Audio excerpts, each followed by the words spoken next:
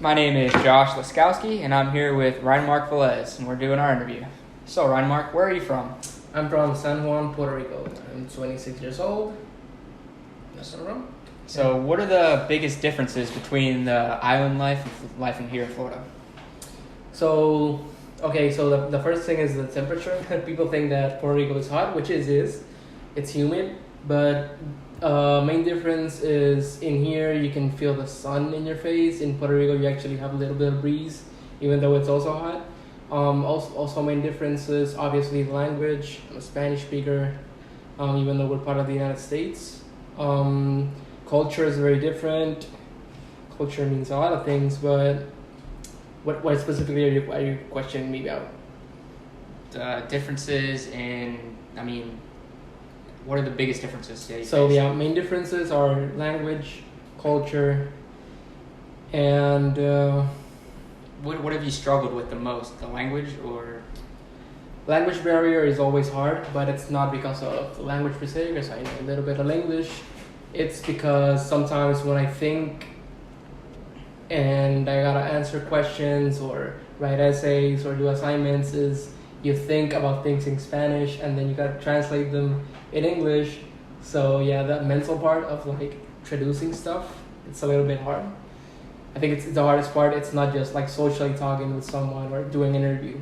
It's more of like doing the assignments, thinking Spanish, and then translating them. That's the hardest part. What does Full Sail do to help you become more acclimated with life here? So I'm in sportscasting, and the thing about I like Full Sail the most is that Full Sail is a very practical school. Every experience I get, it's not just doing tests, it's not just doing research.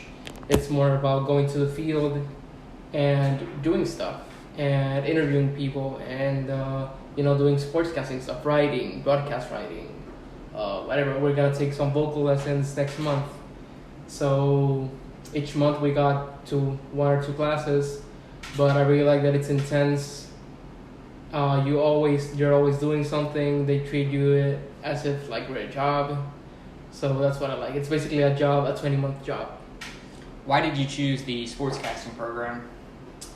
So I love sports. I'm 26. I used to play basketball, and even though I got a degree in psychology and sociology, I've always said that it's weird for me to love sports and not do something about it, not study it. So I chose the sportscasting degree because even though it's a short one, I really want to learn how to produce something and then go back to Puerto Rico and do it, because sports in Puerto Rico, like media and sports in Puerto Rico, is not the best. So I gotta learn about it first, get some experience, and then return to my island and try to get a show or do a podcast or be in radio, write for sports in Puerto Rico. How do you tie in your psychology degree with the work you're doing now in sports? That's a very good question, because I mainly focused on psychology because I wanted to be a sports psychology. I wanted to be in sports psychology. If you study psychology, tip for everyone that's hearing this and want to study psychology, you can't be a psychologist or whatever it is you want to do without having at least a PhD. So you got to do the bachelor's, master's, and PhD. You could do something with the master's, but it's not what you're looking for. Psychology is basically research, and you gotta get ready for everything you want to do, and research is the basis of it. So unless you're in research and you are researching, which you can do, and it's very interesting, you gotta get that PhD and mix it with something. So my main goal was to be a sports psychologist, to be working with a team, preferably basketball, and work with athletes. I could still do it because I got my degree, and I'm actually studying sports broadcasting in part because of it. So it's still on the list of goals. So yeah, that's why. So what is sports psychology? What does that mean? Like, what would you help the athletes with if you were helping, say, the Boston Celtics? So, great team, by the way. Why the Celtics? I think I heard you might have liked the Celtics, maybe somewhere along the lines. Yeah, I love the Celtics.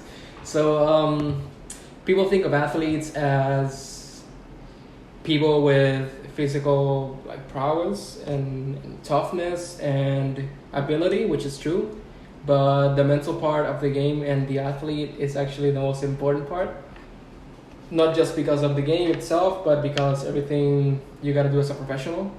You are maybe this 19-year-old guy that just got drafted and you get paid millions of dollars, and it's like your life is changing fast, and you go from being the kid in high school to play 1 year in college to then being a millionaire and representing the city. So you gotta deal with athletes from that perspective, and you gotta prepare athletes to be mentally prepared for what's coming. And doing interviews, it's basically you're having a second life, and you gotta adapt to that life, and sports psychologists help you with that.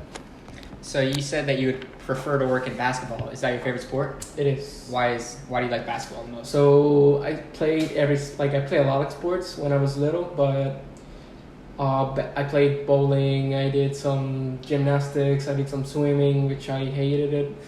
But then came basketball when I started playing basketball when I was like 10 years old, and then I started in a club when I was 12, and I think basketball was the sport that actually helped me to be like a better person, maybe, like in a way.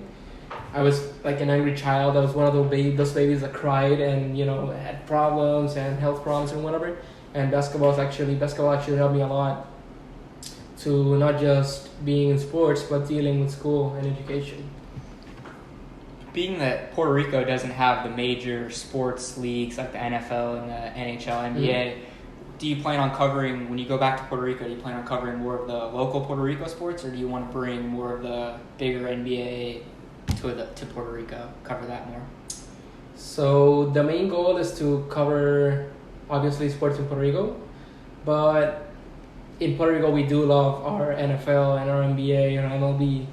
So we would probably be talking about sports in the United States also.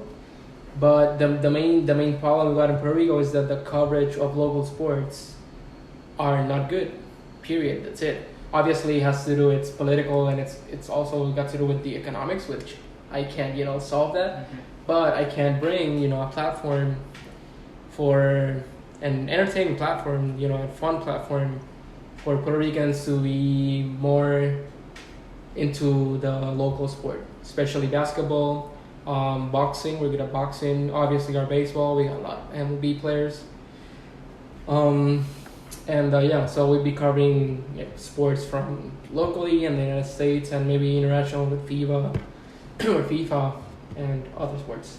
So what class do you think that you've taken so far is going to help you the most in your future? So right now I've taken 3 sportscasting classes. I really love them all. I think each one, it gets better. On this class in portfolio 2, I like that it specifically preparing packages, because as a future producer, I would obviously need to learn the basics of doing a package. So this class for this month has been very helpful, and not just editing, but interviewing people and doing storyboards and getting the view from the production side, like a producer type. So, last question. Looking forward, when you're interviewing for a job, what are you going to say that you took from Full Sail that means the most to you, that's going to help you the most?